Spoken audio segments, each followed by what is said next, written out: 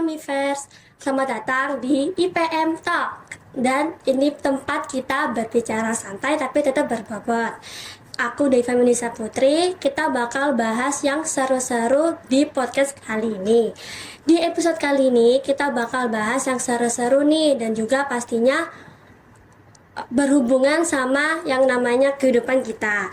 Nah, jadi kita bakal ditemenin sama Ustazah Panca. Assalamualaikum Ustazah. Waalaikumsalam warahmatullahi wabarakatuh. Ustazah, apa kabar? Alhamdulillah baik. Nah, jadi sebelum kita masuk ke pembahasan, aku mau tanya nih ke Ustazah. Menurut Ustazah itu apa pentingnya kesenian itu di kehidupan masyarakat saat ini? Ya, kesenian itu ataupun seni itu sendiri sangat penting bagi kehidupan manusia. Karena manusia itu tidak akan pernah lepas dari seni itu sendiri. Jadi sejak kita lahir kita diberi sama Allah rasa seni itu ada. Nah, buktinya apa? Buktinya adalah dari kecil ya mungkin, atau mungkin waktu kecil kita masih dibimbing orang tua kita atau mama kita ya.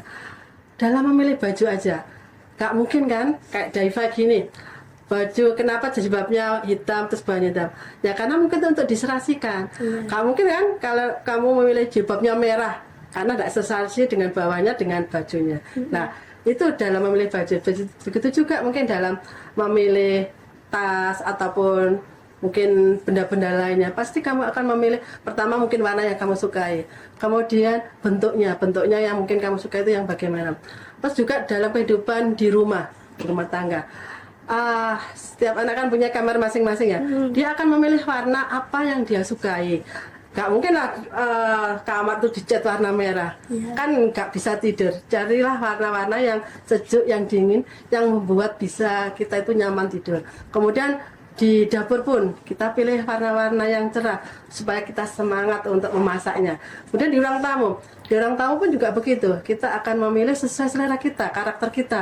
Mungkin ada orang itu yang suka perabot-perabot yang modern, ada yang mungkin yang suka yang klasik. Jadi pada dasarnya semua manusia tidak akan pernah lepas dari seni. Sampai mungkin memilih HP, memilih tas, memilih baju, semuanya berhubungan dengan seni. Oh, oke.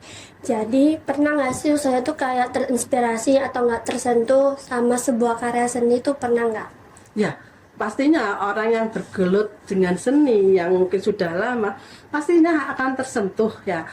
Mungkin walaupun nggak punya background seni, tapi kalau orang itu punya jiwa seni yang saya tadi katakan bahwa sudah dapat dari Allah sejak lahir, itu dia akan tergerak melihat sesuatu yang indah, sesuatu yang unik. Dia pasti akan mendekat, mengamati, kemudian melihat apa misalkan sebuah lukisan, apa makna dari lukisan ini. Kemudian mungkin kita raba juga. Harusnya otomatis itu spontanitas pasti kita akan raba. Walaupun di pameran itu kita tidak boleh meraba atau menyentuh ya itu. Nah, kemudian Bu Panca sendiri kalau melihat sesuatu yang unik entah itu pasti juga tersentuh juga.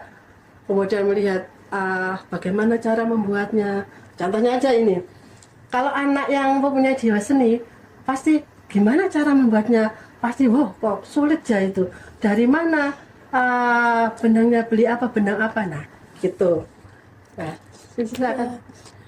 Pastinya kalau misalnya ya kalau lihat lukisan pasti kita bakal mikir gimana ini latar belakangnya tuh kayak gimana, terus kayak cat-catnya tuh apa, bagus kah atau gimana gitu kan, pasti gitu ya usia.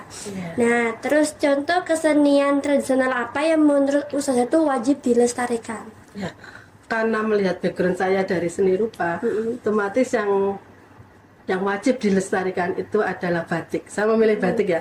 Kenapa? Karena sejak kita kecil atau batik itu sudah sejak zaman dulu, sejak nenek moyang kita, Indonesia itu sudah ada karya seni yaitu berupa batik. Kalau tidak kita lestarikan, nah bisa juga nanti akan diklaim negara lain. Kan kenyataannya sudah pernah sempat diklaim kan, karena kita tidak memperhatikan, tidak mengamankan bahwa ini karya kita. Akhirnya sejak saat itulah akhirnya kita mulai untuk merangkul seni-seni kita, untuk apa ya, menggeluti kemudian untuk melestarikannya. Nah, sebetulnya batik itu di Indonesia itu seluruh Indonesia itu ada menghasilkan batik. Cuman memang kita terpusat di Solo dan Jogja, terutama di Jawa. Sebetulnya kita juga punya batik, misalkan dari Kalimantan itu batik Sasirangan, batik Bali, kemudian di Jayapura. Di Jayapura pun sebetulnya tidak ada batik, tapi mereka bisa melukis. Tapi karena Indonesia itu memang semua daerah harus bisa menghasilkan batik, akhirnya dipaksalah untuk membuat ikon batik yang dari Jayapura atau Papua ya. Kemudian apa? Karena sana banyak cendrawasih, akhirnya dibuatlah ikonnya itu, batiknya itu motifnya berupa cendrawasih, kemudian alat-alat musiknya, kemudian bangunan rumahnya itu pun dijadikan ikon batik. Saya bilang lagi ya, Surabaya itu awalnya tidak punya ikon batik, tidak punya batik dan tidak punya ikonnya. Kemudian teman saya dari MP Seni Rupa, Pak Bambang waktu itu ketuanya, dia mencari bagaimana supaya Surabaya itu juga punya ikon batik apa. Akhirnya pertama memang otomatis gambar Surabaya ya. Akhirnya yang kedua itu adalah semanggi. Semanggi itu kan tidak ada makanan di luar dari Surabaya. Dengan daun semanggi itu dijadikanlah ikon. Akhirnya Surabaya punya ikon batik. Oke. Ustazah,